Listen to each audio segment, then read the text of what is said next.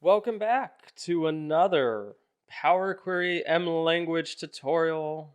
Well, it's not just Power Query, but it is also Power BI. In fact, last video we worked out of Power BI, and this video we're going to work out of Power BI. And I got some good news for those people who use Power BI, not so good people for those who use Power Query. What are we going to cover today? Well, today we're going to talk about data sources. So, pretty much the beginning of any query is getting your data source. So your data source can be a whole host of things. Power Query, Power BI, they have tons of different data sources you can pull from. Unfortunately, I am not able to pull from all of them. Lots of them I just don't have accounts for and things along that nature. But hopefully after watching this video, you feel pretty comfortable and at least kind of know how to go about the process of getting the content and where to look for it and kind of just how to set things up. So while I'm not going to be going through everything, I do think it's probably going to be enough to kind of get us going.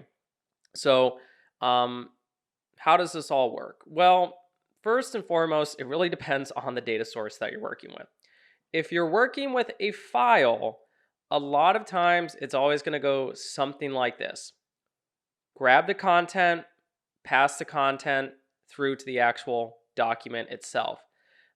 You'll constantly be seeing this. You'll have the content, and then you'll have kind of like the document or like the page, but usually that's the flow of how it goes. You grab the content, which can either be binary, it could be HTML content, whatever it might be. You take that content and then you pass it into kind of like the structured document that contains that type of content. Well, how does that all work? Well, let's start with probably the most basic type of data file, a CSV file. So to normally load a CSV file, I mean, if you were to do this all from Power Query, normally this is how it's going to look. You'll see your expression called source, and it's going to equal csv.document. So CSV document function. Inside that function, you'll have the first argument, which is the file.contents. And so this particular one returns the binary content of the CSV file. And then you specify all the additional arguments that you want to define with your particular document function. So for a CSV file, you have a delimiter.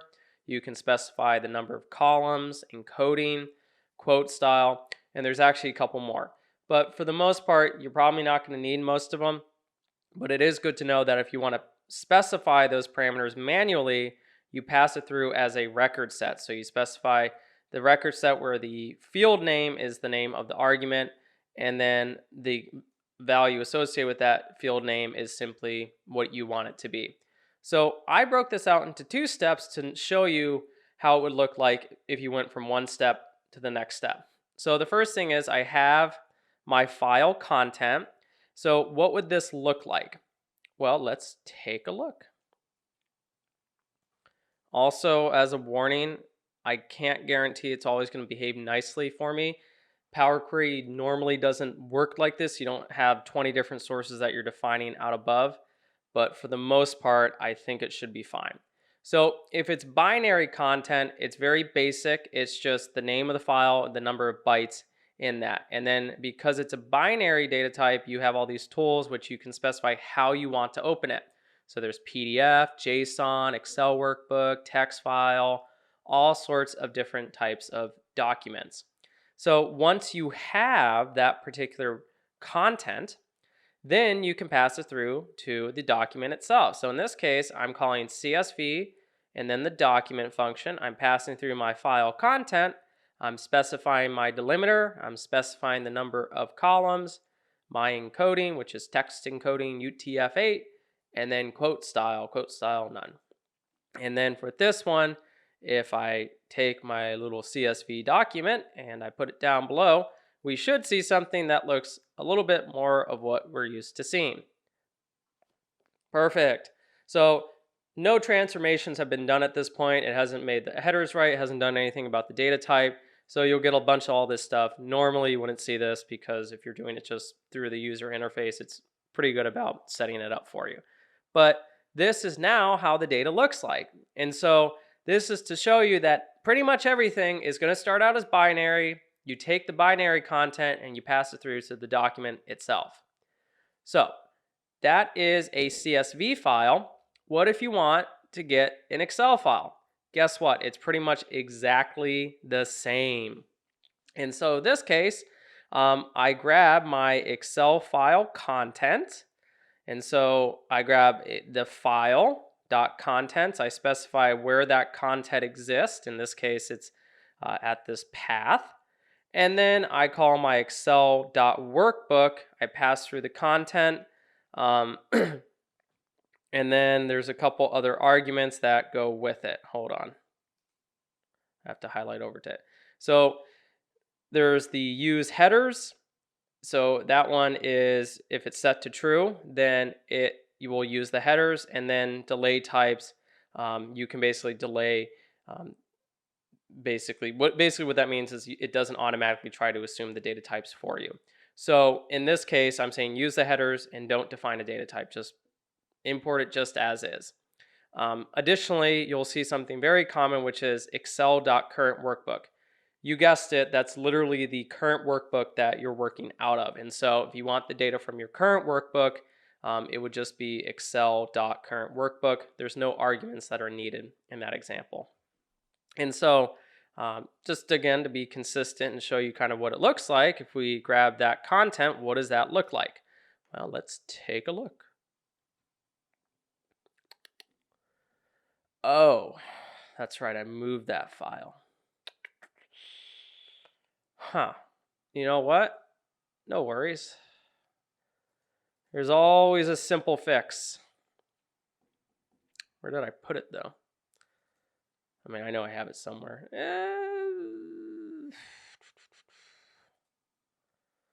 This is the problem, is sometimes I forget where I put my stuff.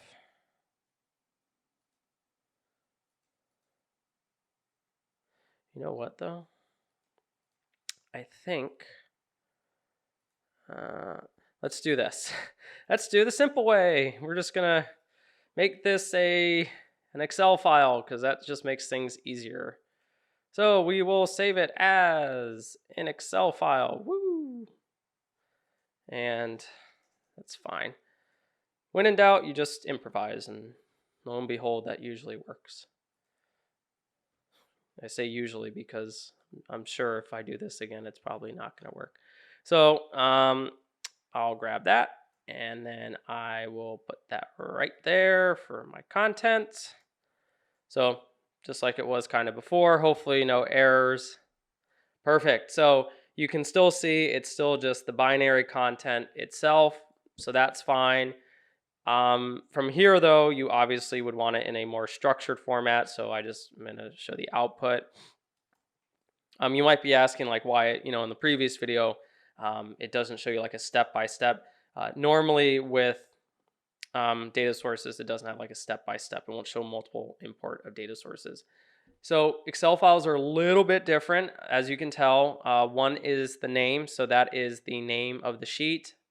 The second one is the data of the sheet, item, kind, and then hidden, true or false. So just different information about that worksheet. Naturally, if you were to go into here, you could actually, well, in this case, there's no column names, but you could expand the data into a table or something like that. We're going to do lots of that, so trust me, you'll see examples. But again, that's if you wanted to grab an Excel workbook. It's pretty much identical to a CSV file. You're just specifying a different type of document. Web pages. So you can scrape web pages, which I think is really cool. It's a little bit tricky at first because when I first did this, I was like, oh, it just grabs it, right? Oh, a little bit. So there is a content component. So there is a web.contents, just like there was a file.contents. In this case, it's still binary. It's just a different type of content. That's really all it is. So in this example, I'm going to a URL. So I'm specifying the URL. And then I have a timeout. So basically it says like, hey, once this amount of time passes, then you can just say forget about it. Stop trying to make the request. So what I'll do is I'll grab the content. I'll show you what it looks like. As you guessed, it's going to look pretty much identical. Oh, and then you get, this is the other thing too, is like, Normally, what I've seen is like it asks for all these different types of credential things. I'm not really sure how to get around that yet. When I get a better answer, I will kind of pass that along. But normally with the web content, it seems to be like freaking out a little bit because it doesn't see the credentials. Um, but that shouldn't be anything super worrisome at this point. So once you grab the content, you would call web.page, and then uh, you would just put it into the actual, you basically pass through the content. Normally, like I've said, like up here and up here, this would all be one step. So we're making this a little bit more complicated than it has to be, but it's just to show you that this is all happening behind the scenes. My webpage.content advanced editor.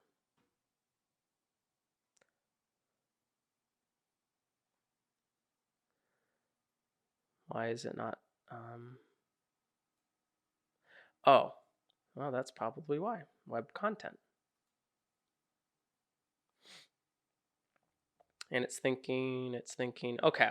So once you've done that, what it does is it does scrape the web page, and as you can see, it tries to grab all the different tables that it can find. So you can see here, there's a bunch of different things. So if I kind of just move this up, you can see all the information about things like story by, screenwriter.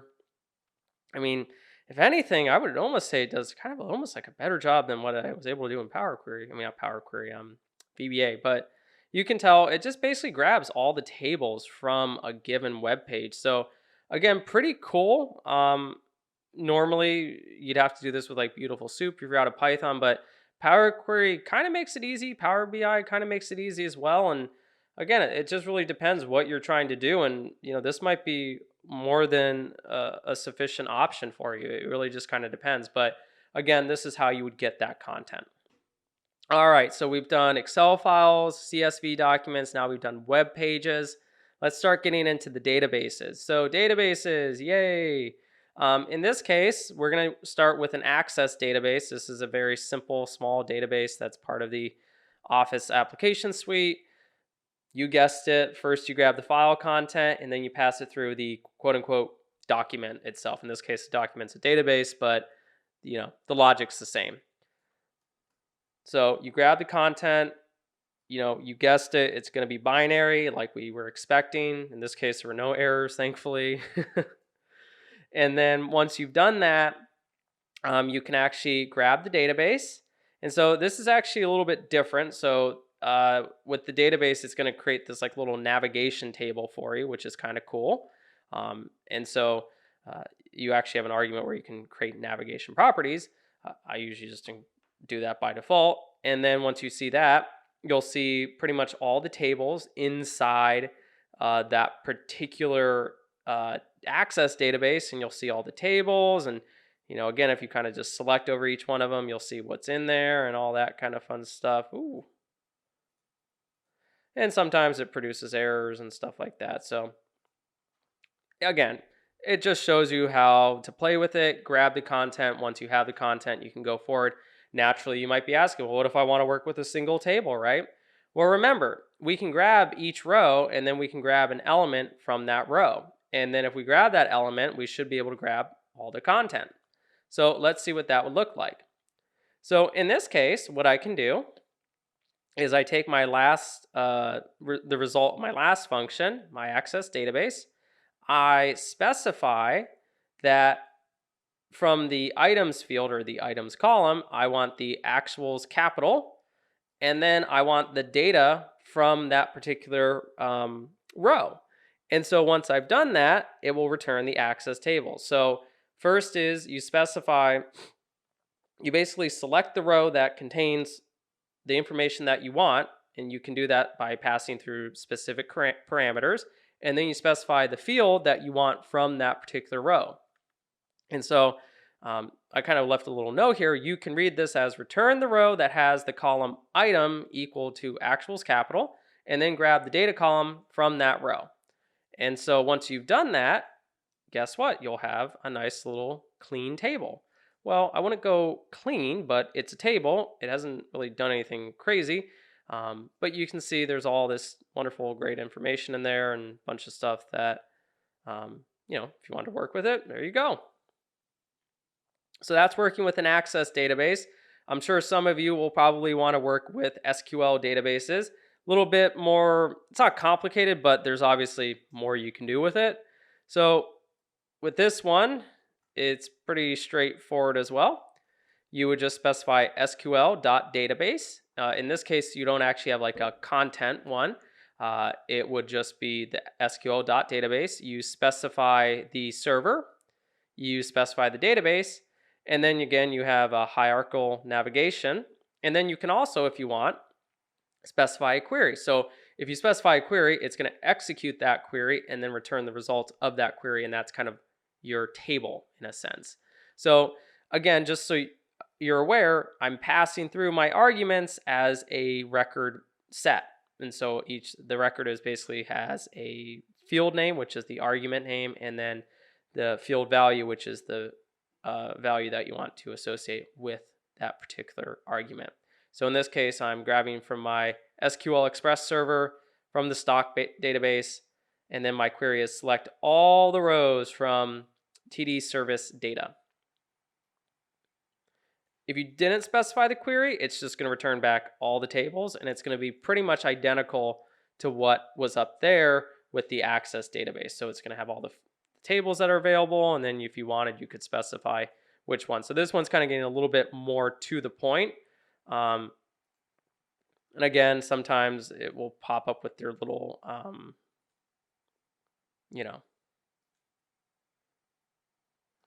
just continue. Again, credentials are a little bit weird sometimes. You just kind of have to work with it a little bit, but it is possible to do it. And more than likely, you're probably going to do it through the user interface, at least to load the data. After that point, you can start doing the stuff you need. But you can see from here, it did query that table, and then it just returns all the information. So this is just some data that I was storing from one of my series on the TD Ameritrade streaming API. So pretty cool stuff. So that's working with an SQL database. Let's keep on going. You can actually grab all the content from a folder. So this is pretty cool. So if you call folder.contents and then you specify a folder, so in this case I'm doing tutorial videos for my Sigma coding channel. Let's see what that one gives us. This one's a little bit mixed, so you just gotta be a little bit careful with that. You can see, look at all of that. Bunch of information. There's tables, so if it's a table, it means it's a folder, and so that means inside that folder there can be more folders. If it's binary, it means it's an actual file, and so here you can see it's a binary, so it's a Python file. There's an MP3 file. I've never really opened an MP3 file in Power Query, so I don't know if it's possible. I'm sure someone's tried it. But you can see it's basically two categories. You got binary for files, table for folders. And then you have attributes as well. And so you can see all the different things like the kind it is, the size, read only, hidden, just a bunch of different information, probably more than you would ever need.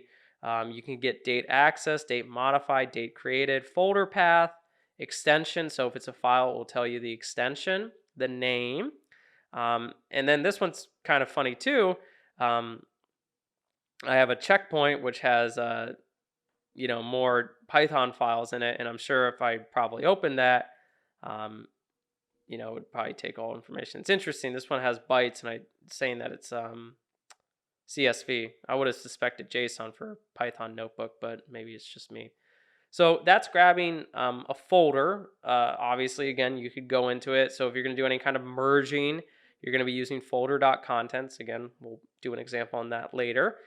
JSON, JSON document. So JSON, if you're working with a document and it's a JSON document, it's really easy to parse that inside of Power Query.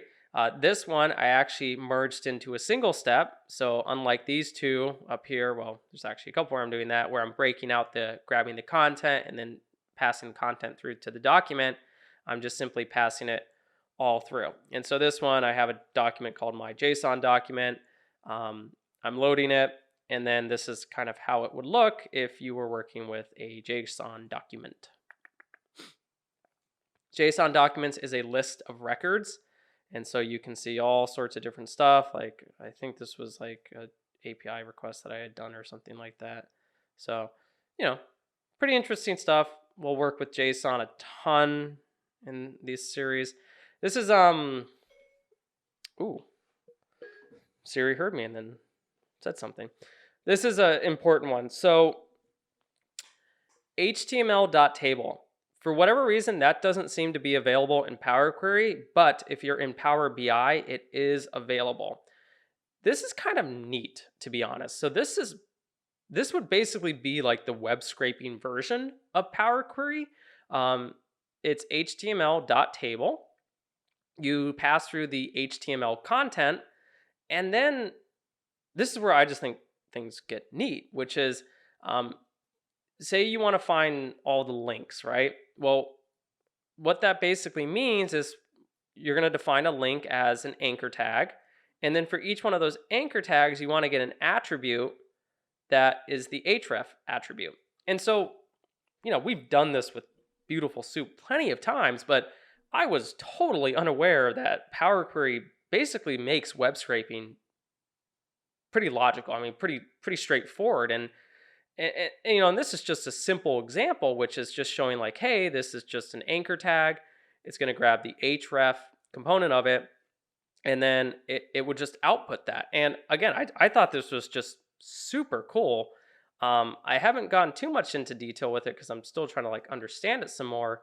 But I guess it would be safe to say you can pretty much web scrape with Power Query. And so this is basically what you would get. You would get all the content that matches your search. And so you specify that you're looking for an anchor tag, and you specify that the column name is link. That's what we were doing as the first argument. And then you're basically saying find all the anchor tags that have an attribute, and that attribute is equal to href. Pretty straightforward. But yeah, I just thought that was like super cool. I'm sure there's more you could do with it, but actually I'm kind of curious now. I wonder what happens if I haven't played around with it too much, so I'm kind of curious to what it says. Oh, that one just gives you test. That's not any fun. Oh, it just gives you the text. Interesting. What did I have on that one again? Attributes.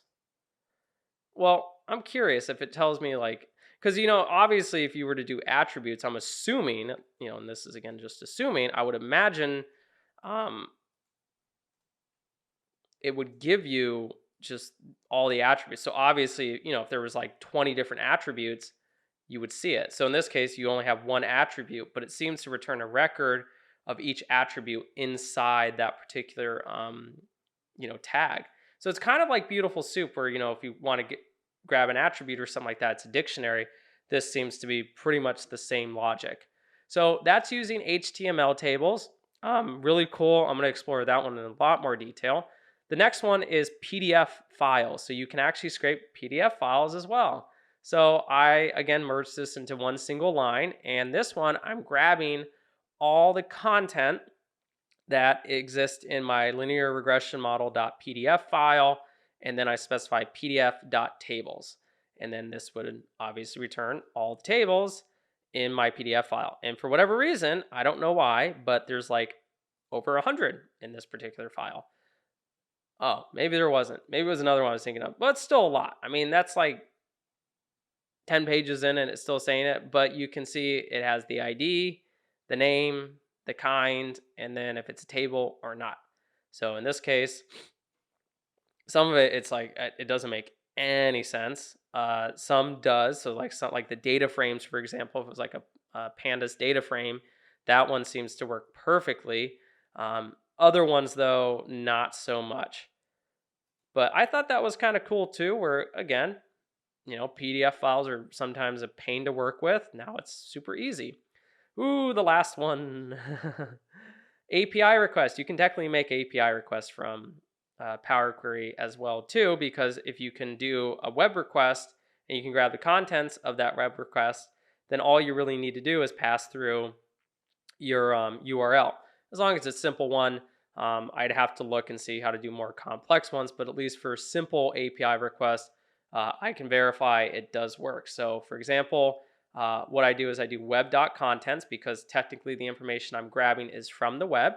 And in this example, I'm using the demo link from AlphaVantage, which is an API for stock data. And so I grab the content of that quote unquote web page. Um, that's just a JSON string. In fact, I'm sure if I wanted to,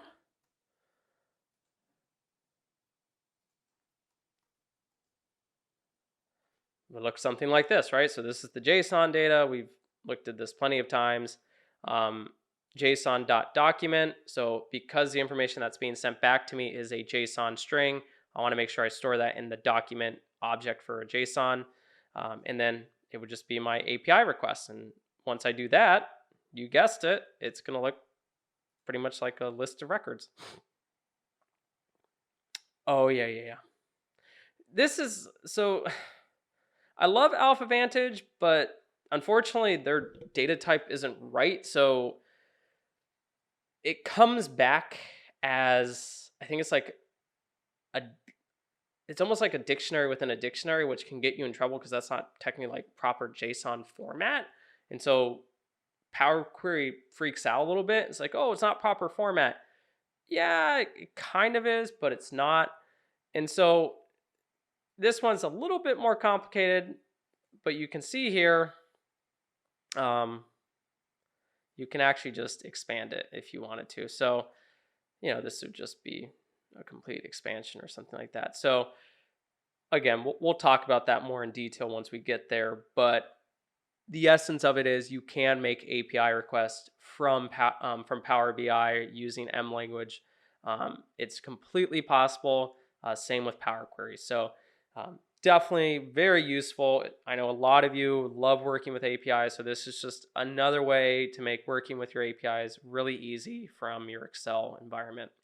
But with that being said, that finishes this video. So if you have any questions about how to work with data sources inside of the M language, feel free to put them down below. I'll do my best to kind of work through you with it. Unfortunately, if I don't have an account, it might be a little bit challenging. So we'll kind of have to work through that as we get there.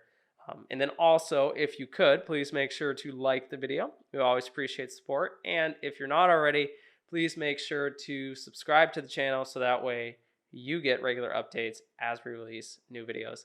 So in our next video related to M language, we're going to start talking about list. There is so much to list, and I'm debating if I even want to cover it all just because I think some of it is just so repetitive.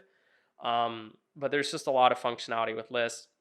And then we're going to talk about just, a basic query and just writing out a basic query inside of the M language. So list is probably going to be the last video where I kind of have all my code pre-written and I'm just more talking about it.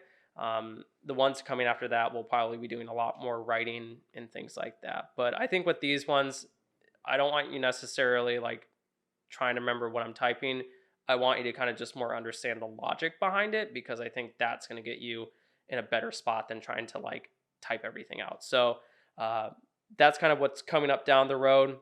So stay on top of it. Make sure you stay up to date with all the releases. But we'll see you in the next video.